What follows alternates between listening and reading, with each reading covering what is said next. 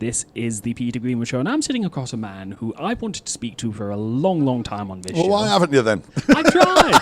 I actually tried a few years ago. I tried because I played I'm Moving to Scotland on the radio show, an edited version of I'm Moving to Scotland on the radio show. Was it your instigation that I came up with the clean version? I don't know if it was mine. Because I have come up with a sort of a PG certificate version of that song, because that's I've had it's weird, about once every 5 or 6 years, one of my songs that I've just posted up online, absolutely apropos of nothing in particular, just goes nuts. The last one was just over 18 months ago, so the beginning of 25, when Donald Trump got back in and spent his first day in office sitting in a stadium signing a big stack of executive orders. And one of them was spectacularly ill-worded to the point where it meant something completely different from what he thought it meant. Mm-hmm. So I wrote a song about that called Everybody in America is Female. And that one, it completely overturned my YouTube. That one, my YouTube following went from 5,000 to 25,000 in the space of a week. And normally my stuff on YouTube gets like 7,000, 8,000. That one got 500,000 in 48 hours. It was just crazy. But the thing is, every time that happens, you think, "Oh, here we go," and then you put the next one out, and it gets nothing. You know, you realise it is actually song per song. It's very difficult to build up any kind of personal momentum. The time before that, really actually did do me a lot of good, was with all due irony, I had a viral hit right at the beginning of lockdown. Are we allowed to swear on this? Anything you like. Okay, yes. cool. I only asked because there's a swear in the name of the song. I'm not going to swear where I can help it. At some point, I will bring up the Fuck the Tories album. So well, there is an album album called the Fuck the Tories album, literally. Yeah, but we have this. I don't know if you remember, the beginning of lockdown was all a bit shambolic. You know, people didn't really seem to know how seriously they were supposed to take it, to the point where they kept having to go back on the telly and go, "No, really, go back indoors." Yeah. And I remember thinking, this is weird, because this is genuinely the first time since 1945 that the British people have been collectively called upon to do anything. And what they're calling upon us to do is nothing, and apparently we can't get our act together to do that. So I wrote this song called Fuck All, which was a sort of almost parody World War I recruitment song, was what they had in mind, a stirring call to inaction. And that one went berserk. But what happened with that one is it was no one platform. You know, the Everybody in America song just stayed on YouTube. That one, what was really annoying about it is the circulation it was getting was insane. But by and large, people were like recycling it with my name trimmed off, so nobody knew the hell it was, which is oddly ties in with the subject of this year's show. But that one went crazy. But what it did do, and this is why I was very fortunate, I kind of survived lockdown better than I had any real right to, because a lot of friends of mine, whose income was dependent entirely upon live performance, a lot of them ended up retraining. Right. Because, it went away. The entire live entertainment business went away for the better part of 2 years. And so friends of mine were, literally getting day jobs for the first time since the 90s, but I was very lucky in that my Patreon was already very much a going concern, because I set that up shortly after I got turfed off the radio, because I needed just something to make up by that stage, fairly minimal shortfall in income, I'll be honest, but also just to get back the impetus to be writing new stuff all the time,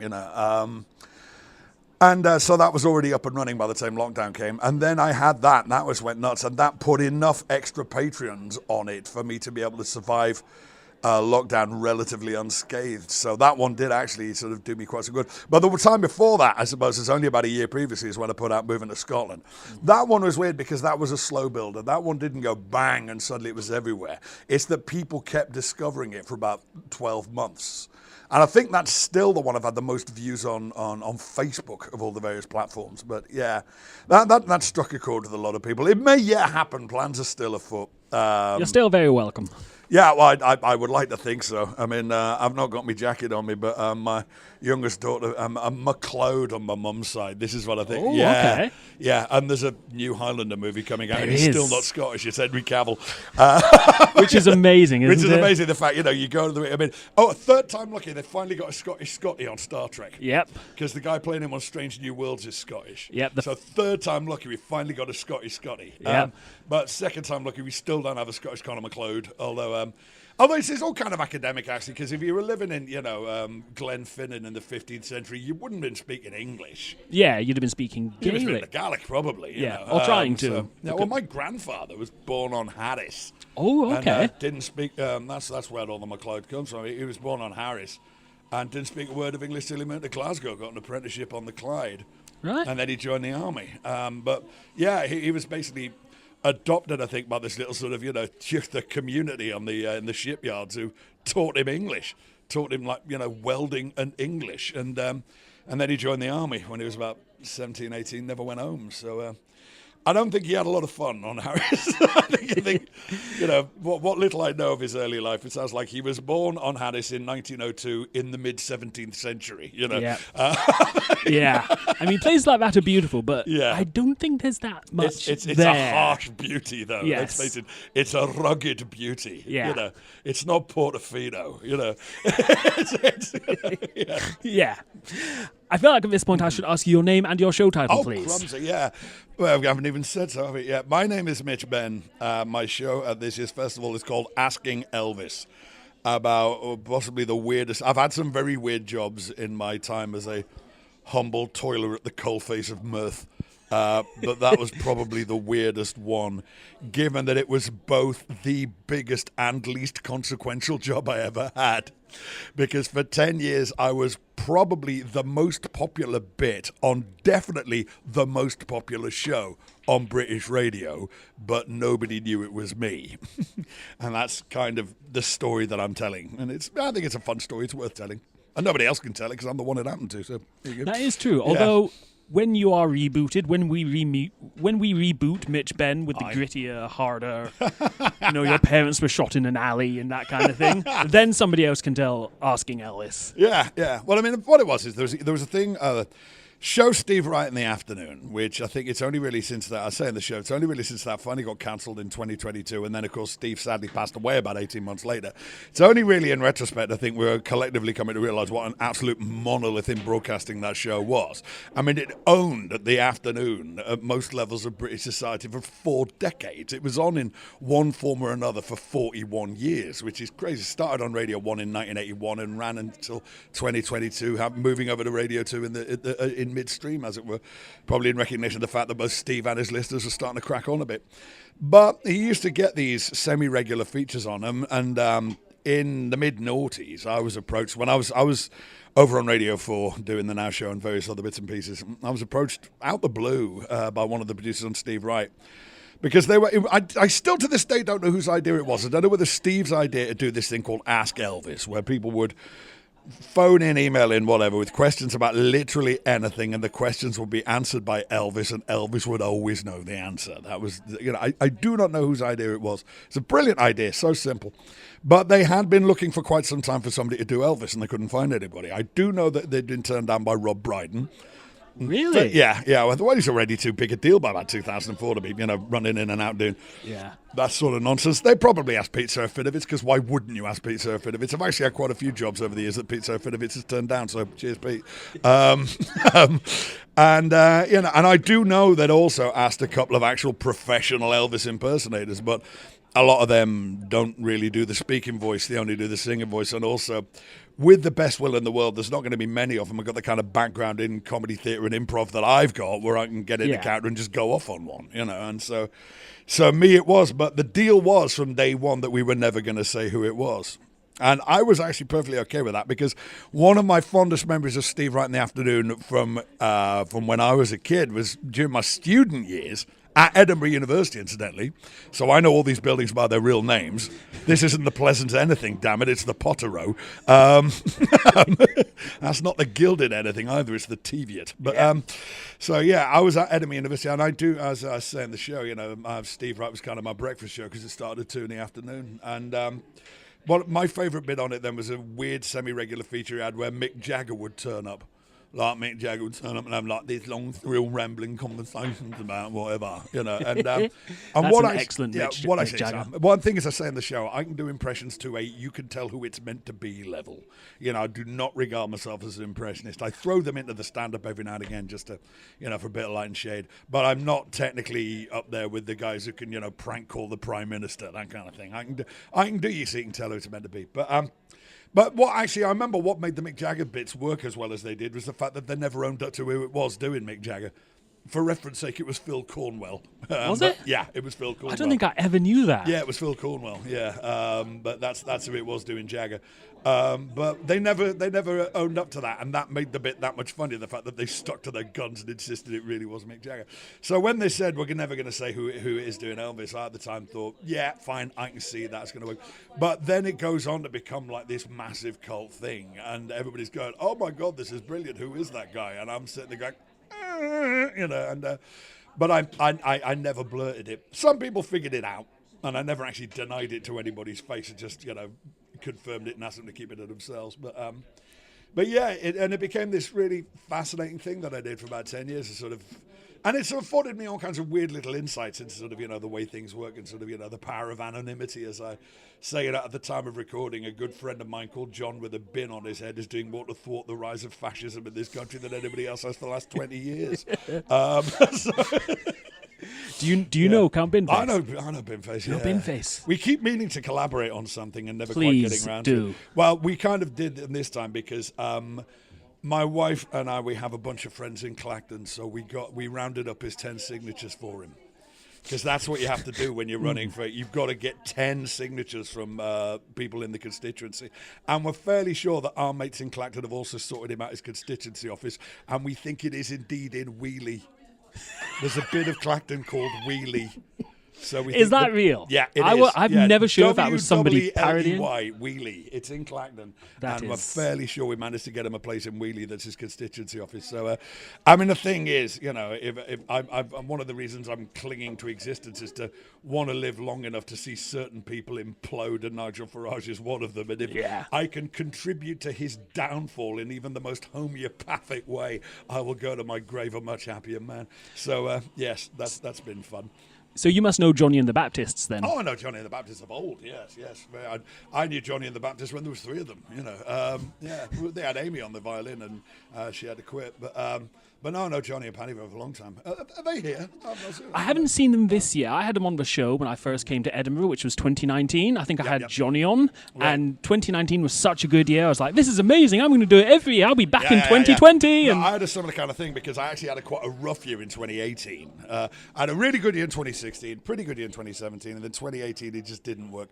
The venue I was in was kind of slowly bleeding to death because it was on the wrong side of town.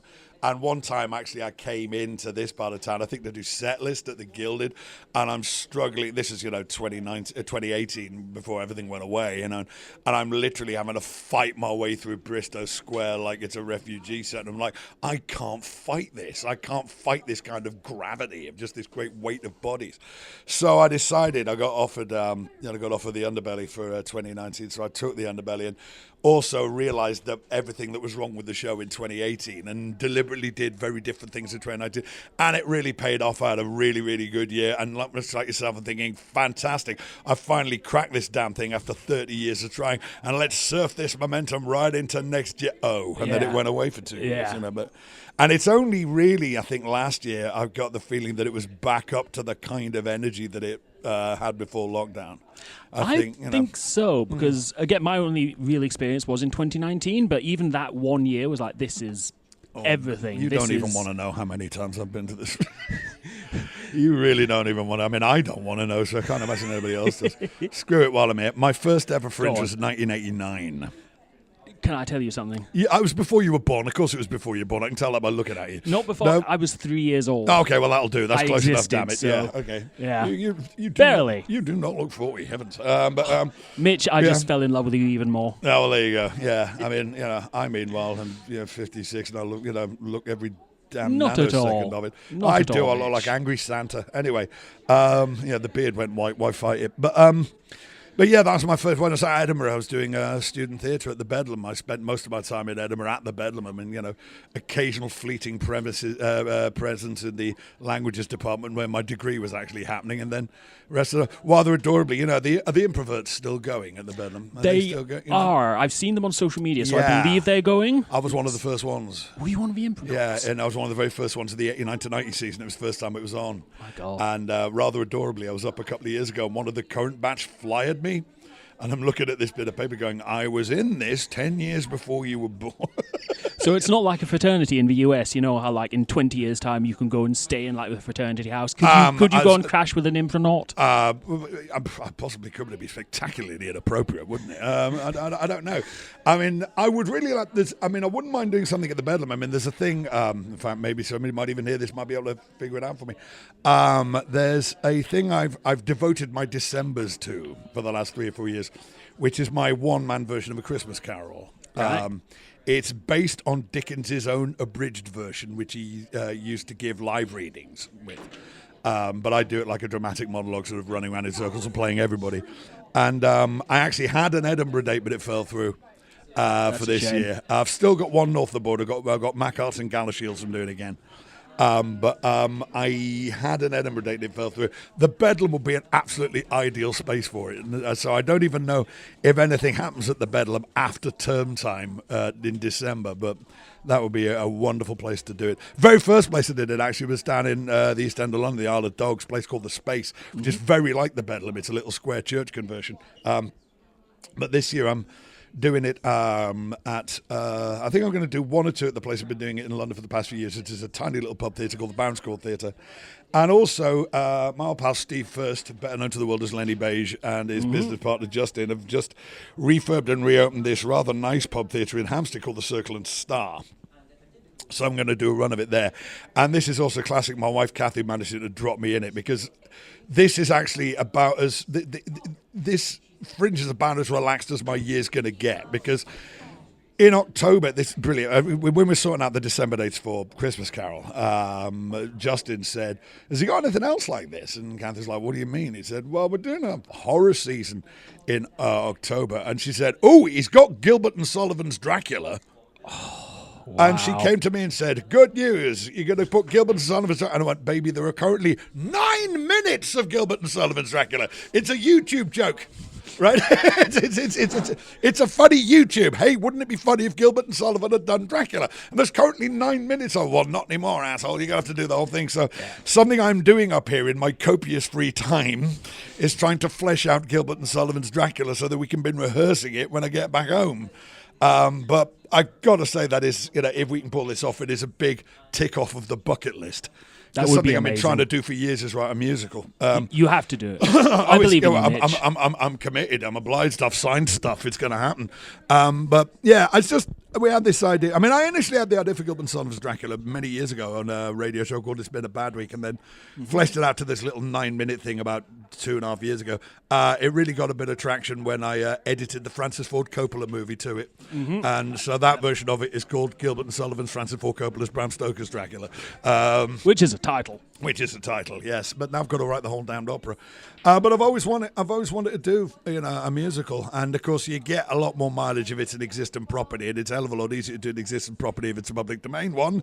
But of course everybody's doing, there have been musicals of Dracula. There's about 2 up here right now. There's been ballets. There's been spoofed musicals of Dracula. But as far as I know, nobody has ever done What If Gilbert and Sullivan Had Done Dracula. That is unique, and I hope you've copyrighted that. Well, the thing is, it's what I like is the idea that because I did 4 of them. I did Gilbert and Sullivan's Dracula. I did Elvis's Hamlet, which ties in with the show I'm doing this year. I did Kander and Ebb's 2001: A Space Odyssey, and I did Iron Maiden's The Clangers. So those are the 4 that I did. But I like them all to have ridiculous but weirdly plausible backstories.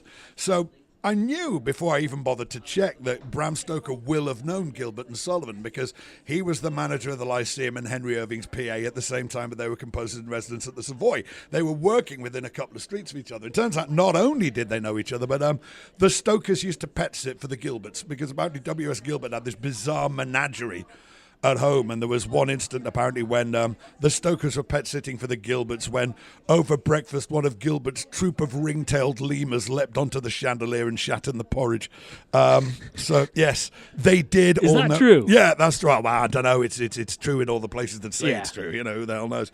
So yeah, they would. So I thought, well, what if Gilbert and Sullivan, having just done Rudigor, decided to take a pass at Dracula, and closes after one disastrous preview, and the manuscript has been lost for 120 years. That's kind of the meta joke, if you will. So that's what I'm trying to do. I'm trying to write Gilbert and Sullivan's Dracula while I'm doing this show up here and all the other various stuff I'm doing. So yeah. Busy man. Moment. What's that? Busy man. Try to be. Beats the alternative. And every now and again, I actually get paid for some of it, which is lovely. I dream of getting paid. That would be lovely, it's like, I've always said I don't really have a career. I have a kind of sporadically remunerative clusterfuck of hobbies is what I have. That is the most academic way I've heard of saying that. Yeah. That basically I fanny about and they occasionally give me money for it. Yeah, it's basically what it is. I mean, I am quite fortunate in that I probably enjoy more of what I do than most people of my age and weight. But there's still bits which I can live without, quite frankly. Yeah, yes. Life is hard at the moment, isn't it? It's going places. Who knows? I mean, politically, we are in just the most bizarre period. I mean, it's. I mean, the bin face thing is the icing on the cake. I mean, just watching Farage disintegrate into a cloud of beer-stained hubris is just magnificent and just about the only thing keeping me sane right now. And, he must realise that he has brought this entirely upon himself, because he has brought it entirely upon himself. And it's just, because here's the thing, one thing, and this is where, okay, let's talk politics. This is where Keir Starmer really screwed himself up, because by spending 2 years chasing after the reform vote, look, here's the thing. That was always going to have the potential to lose way more support than it had to gain. Yes. Because by and large, you're trying to chase after a vote of people who aren't going to vote for anything calling itself Labour in a million years, right? And in the process of you doing it, you're alienating everybody who's supposed to be, who you think you can take for granted. Because what they don't seem to get is that those of us who are not on the anti-immigrant bandwagon, we're not indifferent to it. We're appalled by it. We're disgusted by it. So any association with that just utterly stains you. So that was always going to lose them more support than it gained. So the fact that, that's now gone, because this is... Yeah, I mean, they say, they're at 30%, they're 30%. Yeah, they've got a ceiling of about 32%. And this is why, again, when it all came out about, no, he genuinely was a racist bully at school. Mm-hmm. And a couple of friends of mine go, well, that's not going to lose him any support. They said, well, maybe not from the hardcore that he already has, but it's going to lose him the people he needs, or rather prevent him from getting the people he needs. Because what he needs is basically the Daily Mail readers who will go to their grave protesting that they don't have a racist bone in their body, they just don't like brown people. Yeah. I'm not racist. I'm not racist, but the people who begin every sentence with the word. Andrew O'Neill used to do a lovely routine about that. He said, every now and again, I like to mix it up by beginning a sentence with, I'm not being racist, right, but, and then saying something that isn't racist. I'm not being racist, right, but what time is it? I'm not being racist, right, but pass the ketchup. But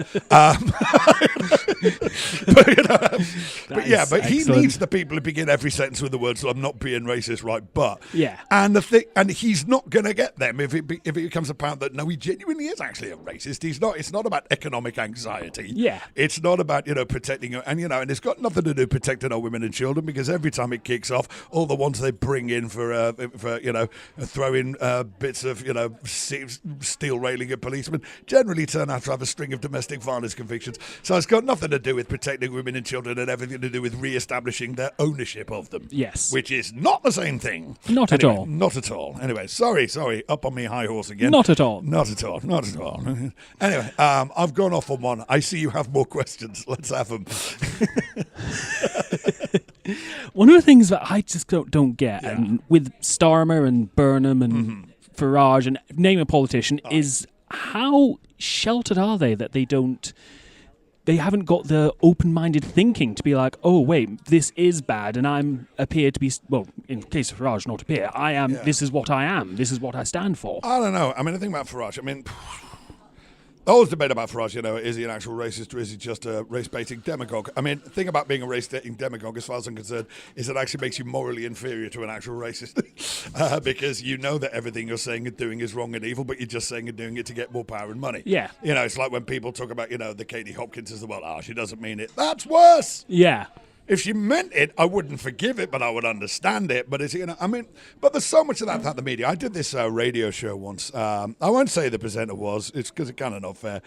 But they were doing a phone-in, and I was just there to plug my new album or something, but they were doing a phone-in about the big story that day in the papers was there was this apartment building somewhere in the country, and all the residents have been told to take their window boxes down for health and safety purposes. And, of course, this was the thin end of the wedge. This was the nanny state. This was, political correctness gone mad. First they came for my window boxes and I said nothing. And I'm sitting there listening to all these people panicking about, the window box police are going to kick your door down and we've come for your geraniums. And I'm like, I'm actually reading the news story in the paper and I'm thinking, that is not what's happening. And I said during a break, you do know that this isn't what's happening, that what this is a privately owned building whose insurers, again, a private company, have refused to cover the communal spaces because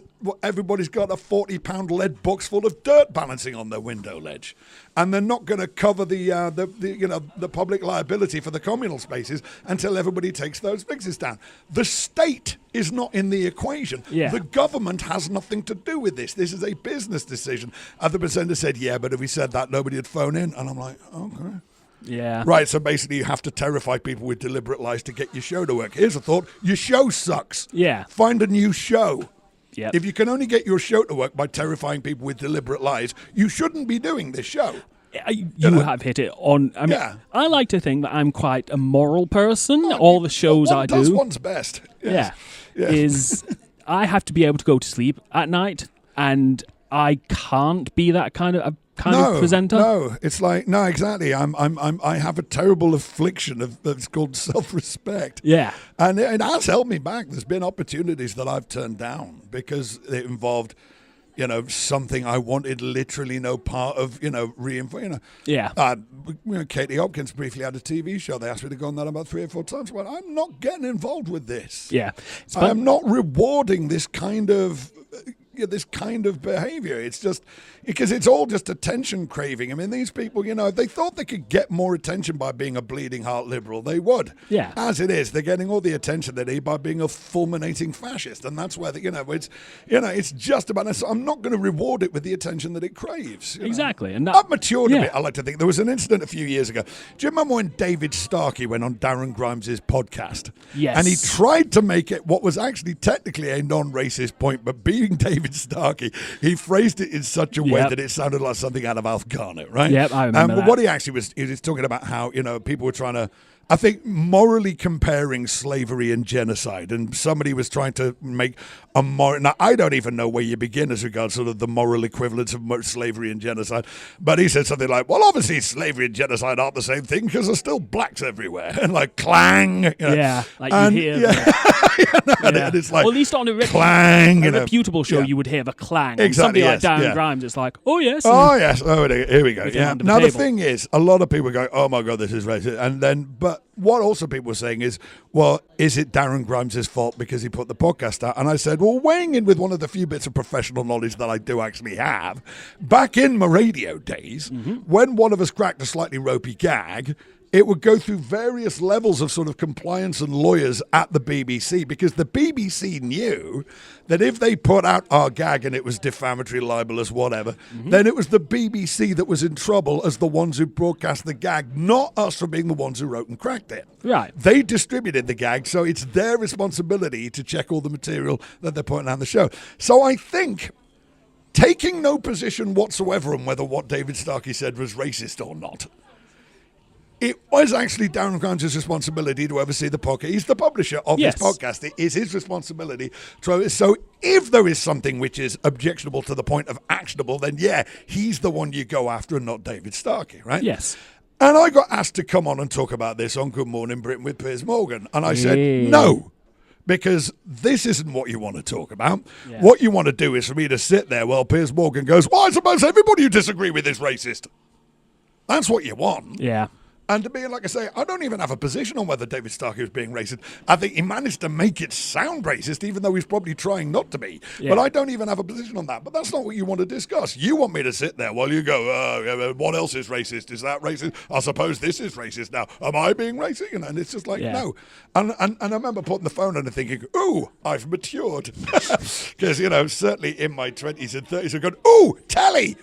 And I don't want to have been right on it, but suddenly I thought, actually, no, sometimes TV's really not. I've discovered something, actually, which is, I've done bits and bobs of telly over the years. I find watching myself on TV to be cringingly uncomfortable. Yeah. One of the worst experiences of my life was not when I was on Only Connect, because I knew I was going on Only Connect, because we'd taken like 3 years to get on. Because, we were applying when like one whole run got cancelled because of COVID, and then it got resurrected and we got put back in the mix. So me and my pals actually took, we weren't on like some celebrity iteration of it. We managed to get on the genuine show. And it took a long time to get on. So I knew it was going Only Connect, but what I didn't bloody ask for, or indeed sign off on, was a bit of me turning up on Gogglebox. Oh? I felt invaded, oh, wait, I did not sign off on this. You know what I mean? And that's why, although not being on TV is definitely an impediment in this business, because essentially the only money you make is touring, and now everybody's touring, so you're in direct competition with everybody who's on TV. Mm-hmm. And that is, so not being on TV is a bit of a pain in the ass in this business, I'll be honest, but not because I want to be on TV. I do not want to be on TV, but I would just like to be able to compete with the guys who are on TV, or play the same kind of size venues that the guys who are on TV. But as it goes, so, I can see how you want to get on TV as a means to an end. But what I have discovered is that I really don't like being on TV. It's odd. I had no problem with being on a radio. I'm very easy listening to that. But I've still got a problem with that. I still cannot. I was editing something last night and I heard myself. I was like, it jumps up and then it's like. Well, there are times every now and again, I'll be honest, particularly listening back to myself or editing one of my podcasts or something, I suddenly kind of get what everybody who didn't like me was talking about. Yeah. You know what I mean? Yes. I suddenly go, oh, I get it. Yeah, this guy is a twat, isn't he? Now I know why she didn't fall in love with me. Yeah, now I don't. I'm just thinking more in terms of like the kind of people who slag you off on social media. Yeah, I see what you mean. Yeah. This guy really is an arsehole. Good God. Do I have to listen to this again? I'm afraid I have to let you go. You've got things to do. Yes, we do have things to do. When's this going out? Is this going out like this will be going out probably tomorrow. Okay, so Asking Elvis, is on at the Underbelly Bristol Square at 4 p.m. every day from now until the end of the month, except for Tuesday the 18th. Is it the 18th? I think it is. It's the 18th. They moved it to the Tuesday. Weirdly, the day off always used to be the Monday, but that's the Tuesday. Didn't it? Yeah, I don't know why they've done that. Yeah. Anyway, but that's the one day off. But other than that, every day, 4 p.m., Underbelly Bristol Square until the end of time. And if anybody is going to be in London around the end of October, we are doing 4 performances of Gilbert and Sullivan's Dracula, matinee and evening, the 23rd and 24th of October. And I need to sell those out. Come on. Because because I actually have to assemble a company for this. Oh, well, yeah, I'm going to figure big time. Well, you need about 8 people. I think you need a minimum of 8 people to put this show on. And the only way any of them are getting paid is if we sell those out. Yeah. Well, if you need something to press record, here I am. So there you go. Absolutely. Well, that's something worth bearing in mind. Yeah. Anyway, thank you very much indeed for having me on. Thank you, Mitch. It's been absolutely amazing to have you on the show. Come back anytime. We would love to have you on again. Give us a shout. I'm around. Absolutely. Thank you so much, Mitch. Cheers, buddy. Mitch Benn, Asking Elvis, is playing at 4 p.m. at Jersey at Underbelly, Bristol Square, every day until the 31st, not including Tuesday the 18th. For tickets, visit edfringe.com and search for Mitch Benn.